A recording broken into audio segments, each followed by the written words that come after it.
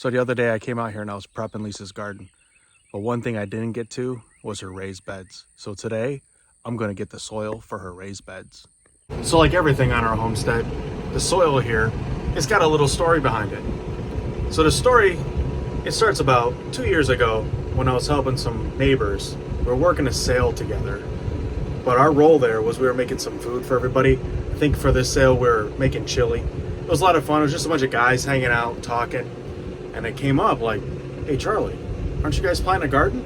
I was like, well, yes we are. He's like, well, you know, I've got all this horse manure around from when I clean out the stalls. Would you be interested in that? And I said, absolutely. So the gentleman had all the manure. He lived just about a mile down the road. Probably not even that far. So for me, I don't have like a dump trailer or a dump truck or anything like that. So I just drove my tractor down there and I started picking it up at a scoopful. Before you know it, I think I made about 9 runs back and forth with all this horse manure. So that big pile of horse manure that I brought back, well, this is what's left of it.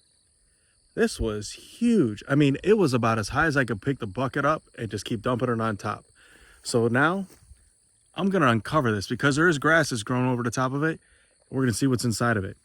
Now, not only is this horse manure, but also at the time, I was cleaning up the yard from all these pine trees we were putting down. I had a bunch of pine needles that I had raked up.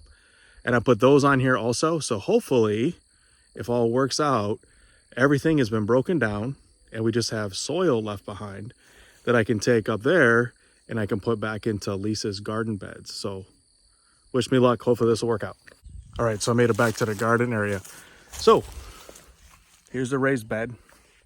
There's the new soil that I'm gonna just put on top. I'm not gonna stir this up at all. So give me a couple minutes. I'm gonna film this again after I get the soil in there.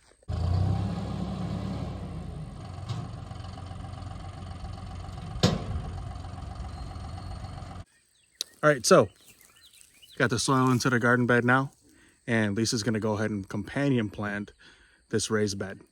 So Lisa's getting these plants in the ground really, really quick. So what she's doing is what's called companion planting.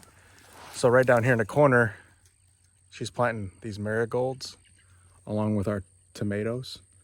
So in theory, what it's supposed to do is help keep the insects down.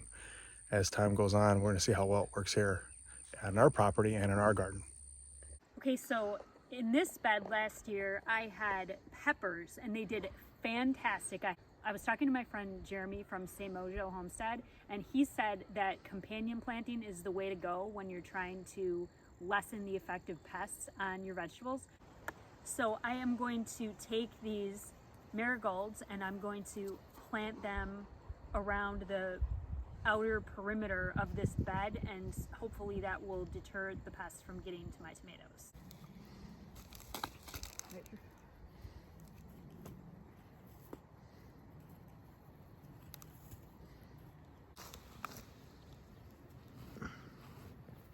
Marigold right in the middle.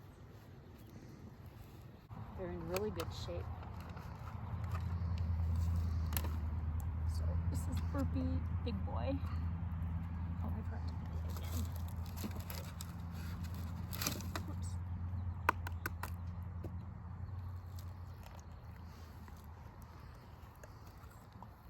This is the first year that I've tried putting the egg in the hole, so I'm excited to see how that does.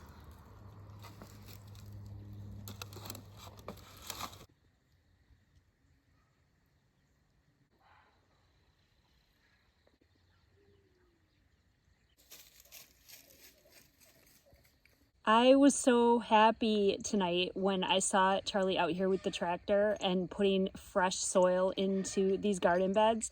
I'm so excited. I got 3 of them planted out. So in this one, I have some marigolds and then a variety of tomatoes. And then I did a bed of peppers, which I've got more room in that one. And then I've got another one of tomatoes. So we are so excited for this gardening season. We have learned a lot and we're excited to put what we've learned to the test this year to see if we can have better yield. And just look at this gorgeous Carolina sunset behind us. What more could you ask for? So we would love to know, do you have your plants in the ground yet? What are you super excited about growing? Let us know in the comments.